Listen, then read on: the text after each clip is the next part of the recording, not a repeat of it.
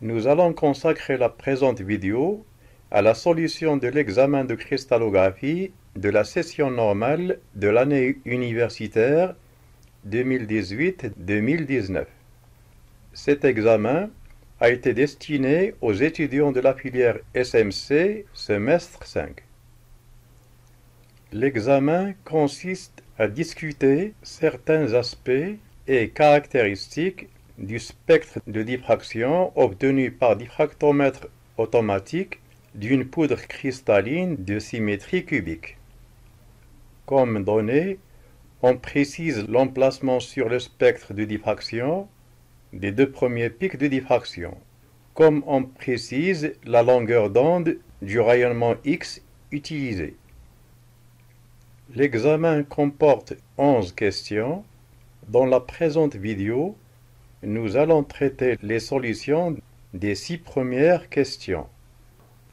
Les solutions des autres questions vont faire l'objet des 3 prochaines vidéos.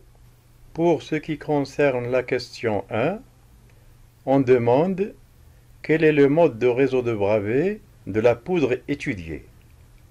Pour pouvoir déterminer le mode de réseau de Bravais d'une phase de symétrie cubique, il faut calculer les rapports D1 sur DI des pics de diffraction, puis comparer ces rapports aux rapports théoriques que nous avons vus au cours, rapports caractérisant les modes de réseau de Bravais cubique primitif, cubique centré et cubique face centrée. Les DI sont les distances interréticulaires des familles réticulaires, HKL, qui sont à l'origine de l'émission des pics de diffraction de la poudre cristalline étudiée. Avant d'entamer les calculs, nous signalons que comme on ne connaît pas initialement les indexations des pics de diffraction de la poudre cristalline étudiée, on considère que les pics sont indépendants les uns des autres, ce qui n'est pas vrai en réalité, et qu'ils proviennent chacun d'une famille réticulaire qui est en train de diffracter au premier ordre. C'est-à-dire que dans la relation de Bragg, le calcul doit se faire en prenant n est égal à 1. Et une fois que le mode de réseau de Bravais est identifié, l'indexation des pics sera déterminée et le lien entre les pics sera alors connu. Ainsi, on sera à ce moment en mesure d'identifier les pics de diffraction aux différents ordres d'une même famille réticulaire.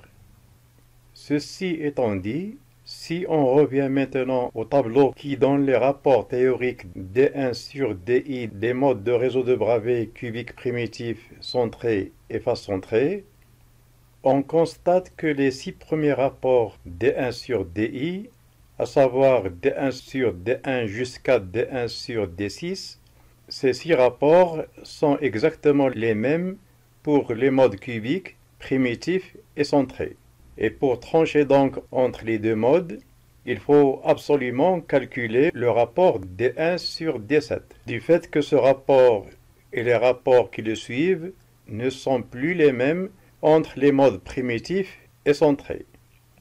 Si maintenant le réseau de Bravais de la phase cubique est un mode face centré, on peut le savoir à partir du deuxième rapport D1 sur D2, puisque la valeur de ce rapport est différente de la valeur du même rapport dans le cas primitif et centré. Si on revient maintenant aux données de l'exercice, et dans lesquelles on voit qu'on nous a donné uniquement les angles des deux premiers pics de diffraction, on doit prévoir d'avance que le mode de réseau de Bravais ne peut être que face centrée, puisque si c'était un mode primitif ou centré, il fallait disposer de la valeur des angles des 7 premiers pics de diffraction. Et comme on a la valeur des angles uniquement des 2 premiers pics, donc ça ne peut être que le mode face centré. En effet, pour confirmer ce qu'on vient de dire, il va falloir calculer les distances interréticulaires des deux familles qui envoient les 2 premiers pics signalés dans les données. Des familles qui diffractent à 40 et 46,54 degrés.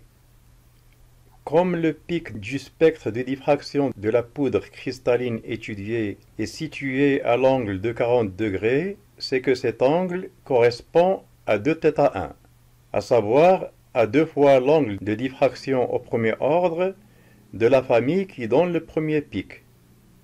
La distance interréticulaire D1 de cette famille s'obtient par la relation de Bragg, à savoir 2D1 sinus θ1 est égal à lambda, soit D1 est égal à lambda sur 2 sinus θ1. De même, la distance interréticulaire de la famille qui envoie le deuxième pic s'obtient par la relation D2 est égal à lambda sur 2 sinus θ2. Numériquement, D1 est égal à 2,25 angstrom et D2 est égal à 1,95 angstrom. Par conséquent, le rapport D1 sur D2 a pour valeur 1,154.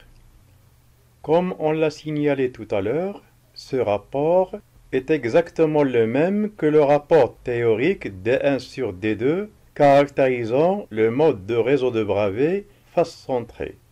On conclut donc que le réseau de Bravais de la phase étudiée est un réseau face centré.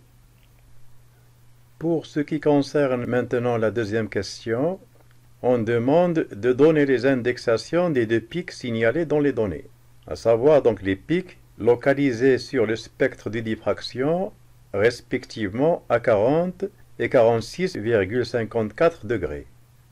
Comme le mode de réseau de Bravais de la poudre étudiée est cubique à face centrée, le premier pic de son spectre de diffraction est indexé 1, 1, 1. Quant au deuxième pic, il est indexé 2, 0, 0, comme on peut le voir sur le tableau suivant.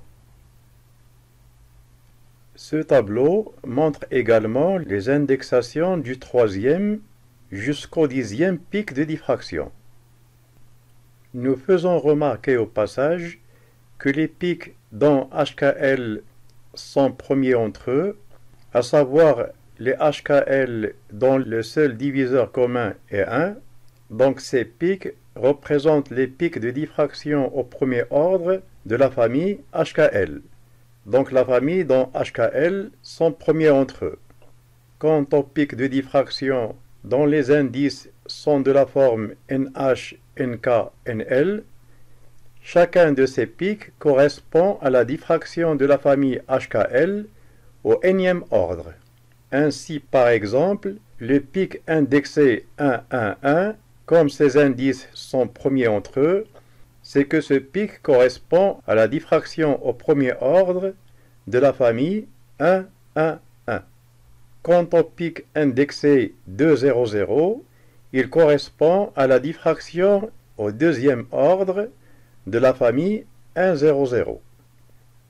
Pour ce qui concerne maintenant la troisième question, on demande de préciser à quoi correspond le deuxième pic.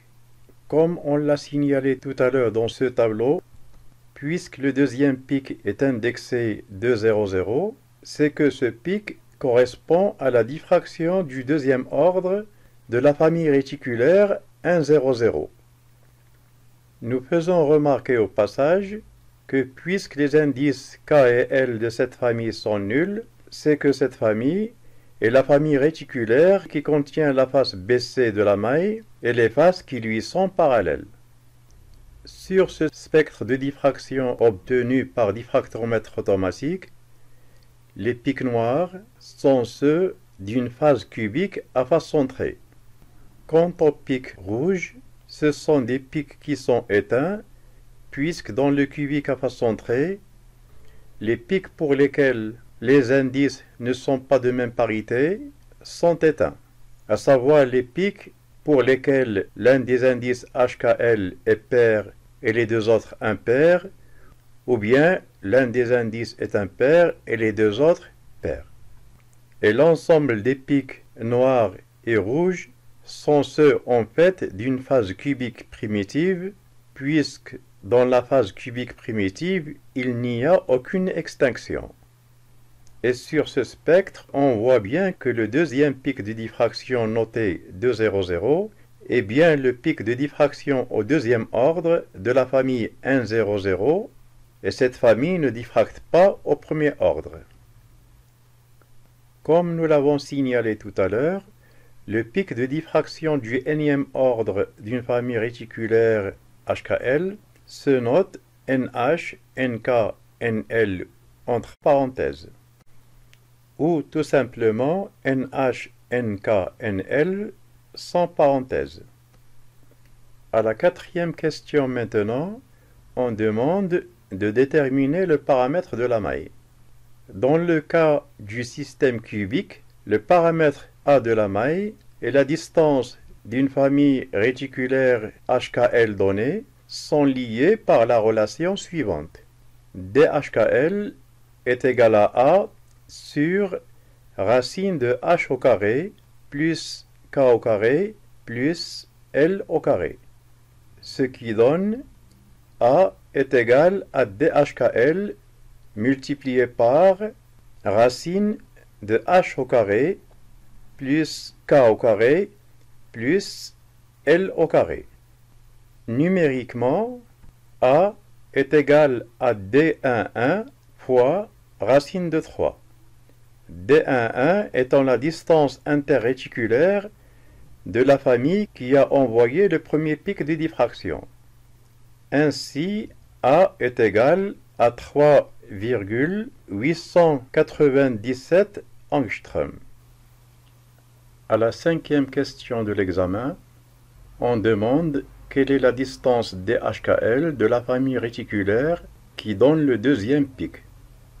Nous avons vu à la question 3 que le deuxième pic correspond à la diffraction du deuxième ordre de la famille réticulaire 100.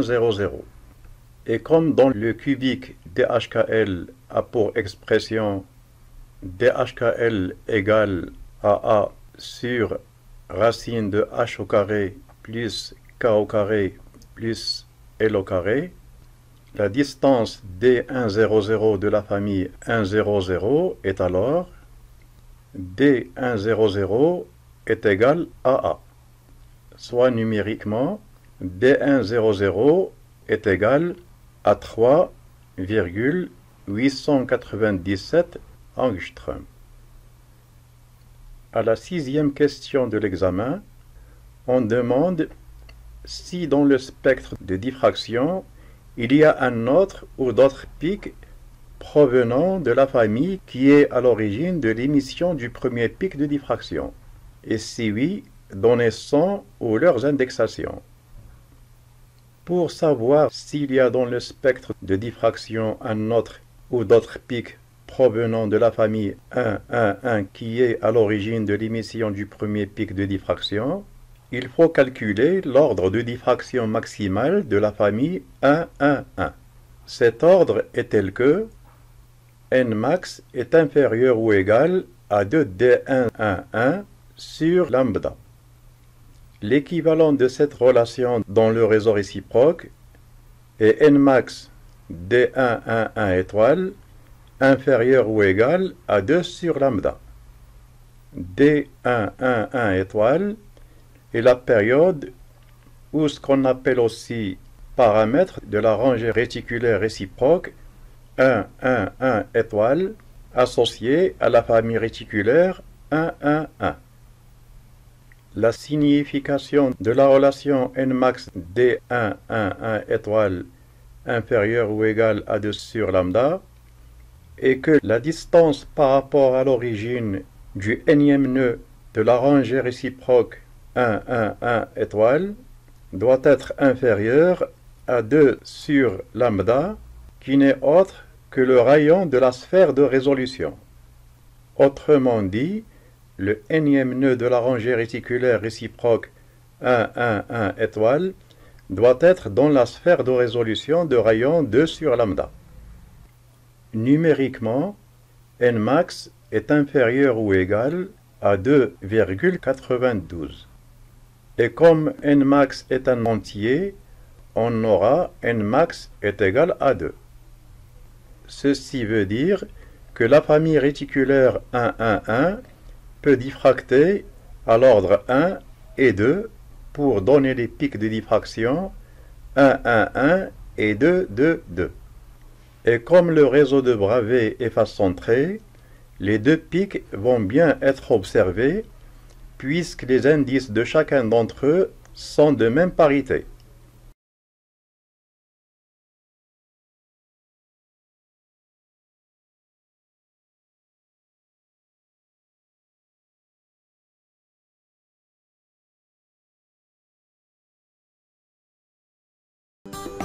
J'espère que la présente vidéo vous a bien servi et à la prochaine.